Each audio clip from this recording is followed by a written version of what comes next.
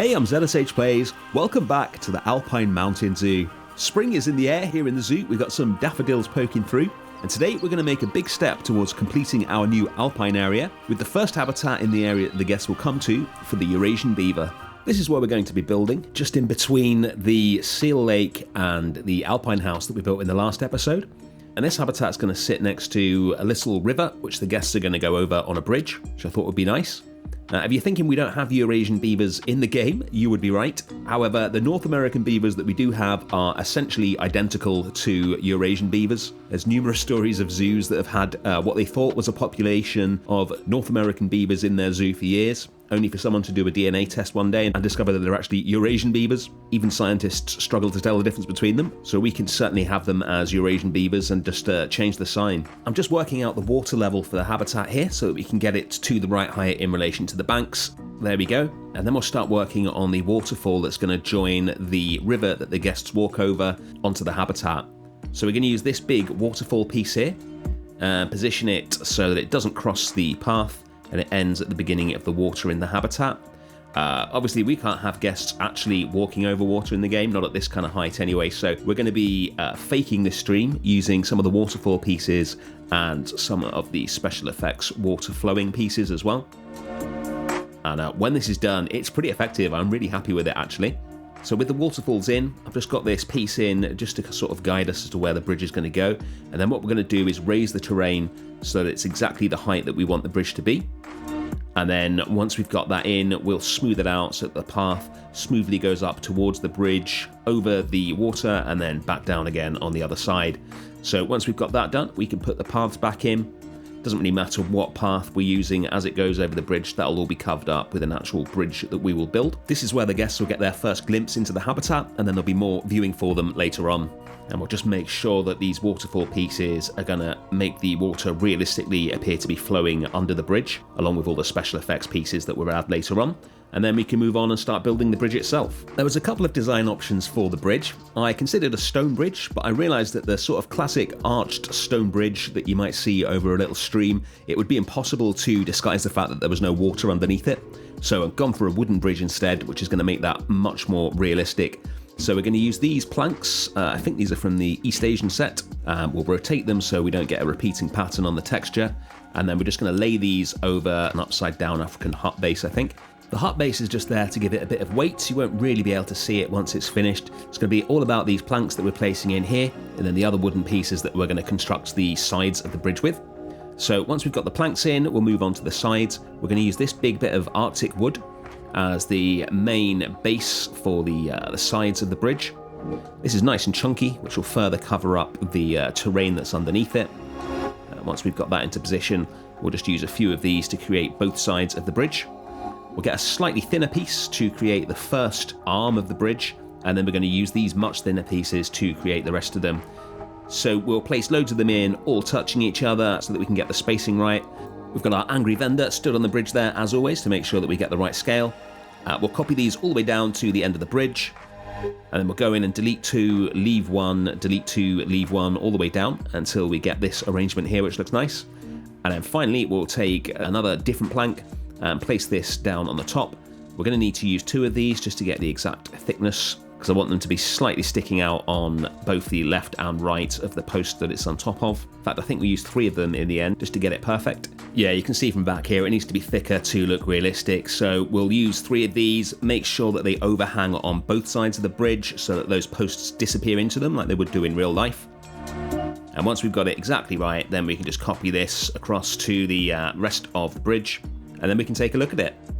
There we go, a working bridge. The guests are walking over it fine. A lot more detailing to do around the water, but we'll get onto that later, because it's time for the habitat. Alright, having switched from stone to wood for the bridge, I thought we'd keep the stone idea for the habitat barriers. So this is the little kind of dry stone wall we created for the staff centre. What I'm going to do is just recolour that, and then we're going to make the habitat side of it into just flat concrete so that the beavers wouldn't be able to climb it. And then we'll extend the top so it all fits in, so it looks really nice from the guest side, and then it is functional from the animal side, which is what we want. And then we're going to just run this around the area here. The green box there is just a size guide for the minimum size that the habitat needs to be.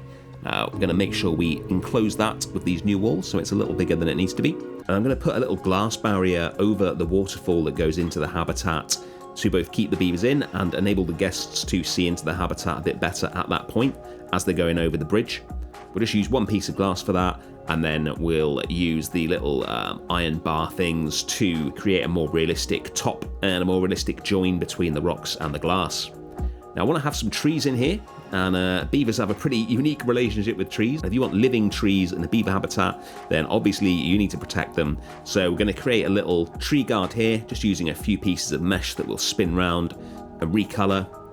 Nothing fancy. A sort of cylinder of mesh is what I often see protecting trees in habitats for smaller animals, so that'll do the job fine.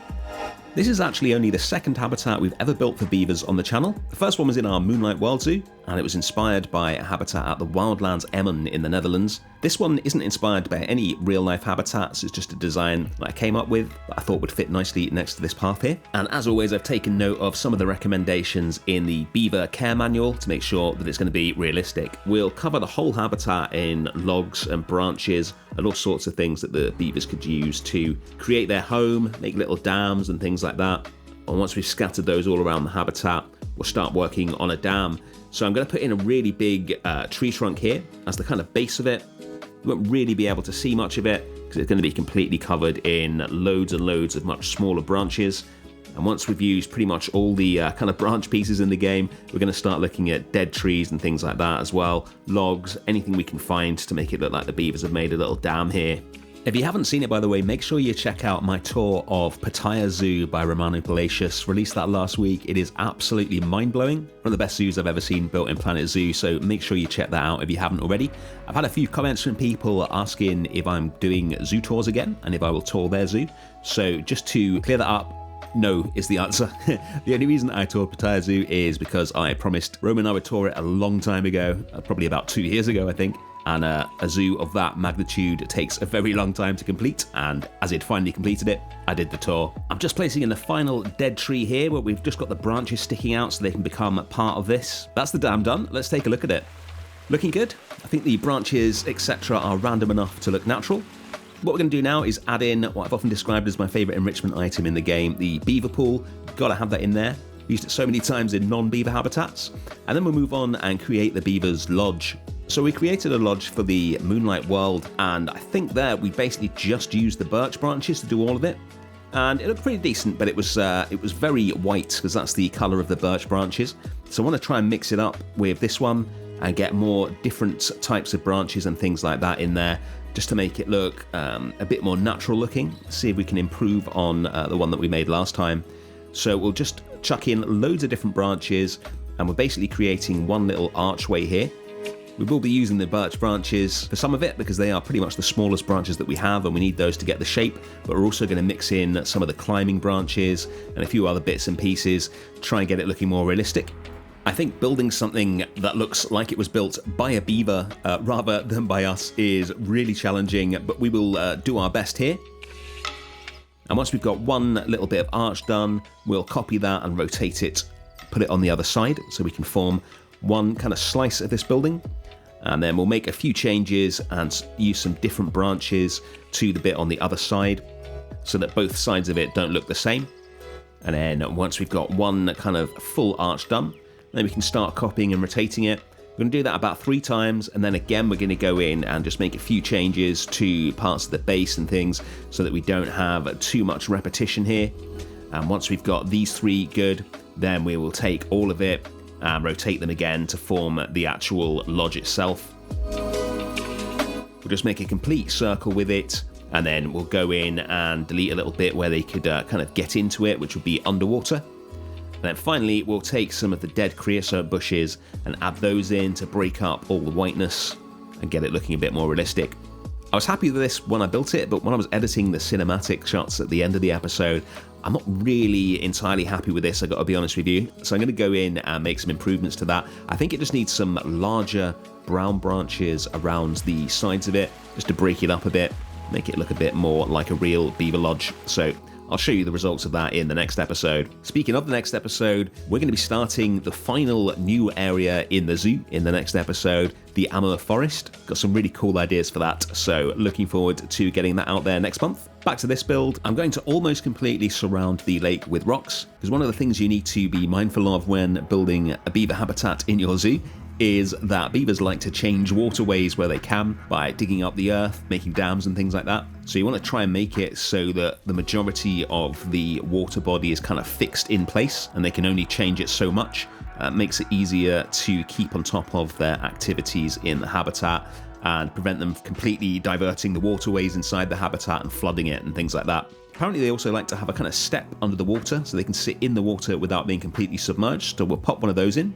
And then we're going to take a quick look at another habitat in the zoo, because the Himalayan brown bears over in the Himalayan Pass have had babies and they are really cute. I think I prefer the model on the babies to the adults, and they've been having all sorts of fun running around their habitat and going for a little swim.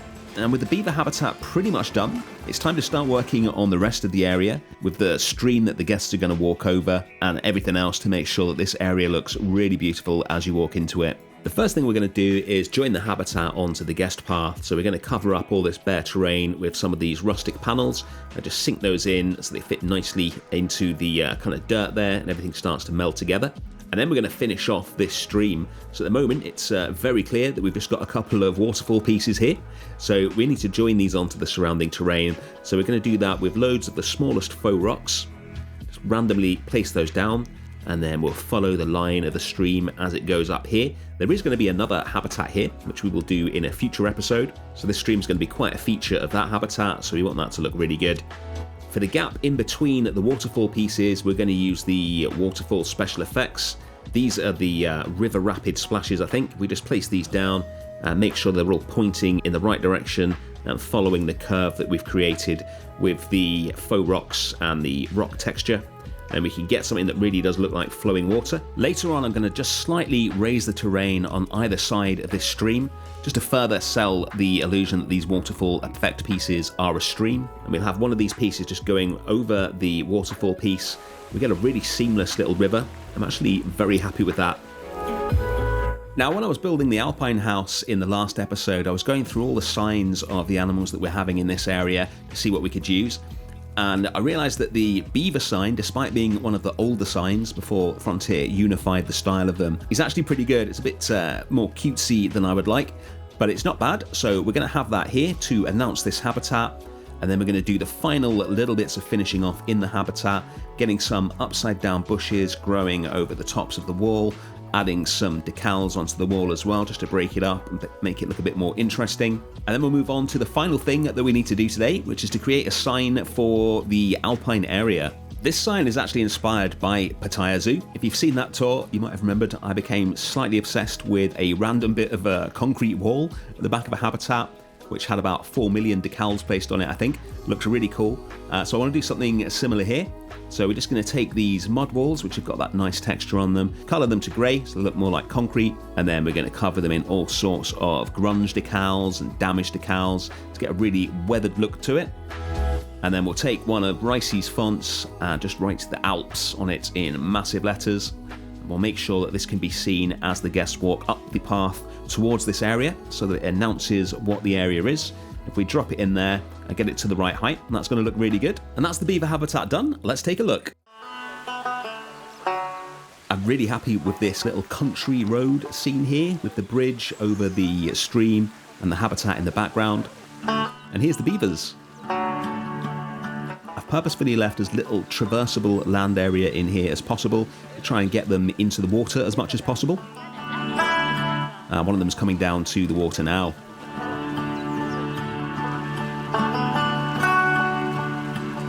That's the little step that I put in for them to stand on. And here's one using the beaver enrichment. And this is why it is my favourite enrichment item in the game. Love the detail on that, the little wood chips falling down. And here's one in the water, going past their lodge, which, like I say, I think I'm going to revisit and improve a little bit. This is where we started today. And this is where we are now. We've just got one more habitat to put in here, and that is the Alps complete. But in the next episode, we're going to be tackling the Amur Forest. Thank you so much for watching. Thanks especially to those of you who've joined the Explorers Club, and I'll see you then for some more Planet Zoo.